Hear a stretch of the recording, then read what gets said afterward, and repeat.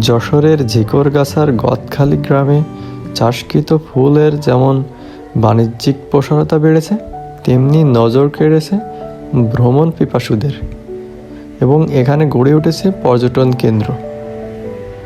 ফুলে ফুলে ভরে গিয়েছে মাঠকে মাঠ। দেশের অন্য কোনো জেলায় হয়তো এত অধিক পরিমাণ ফুল চাষ করা হয় না। ফুলের এই মনোমুগ্ধকর দৃশ্য দেখতে প্রতিদিনই ভিড় করে নানান রকমের মানুষ।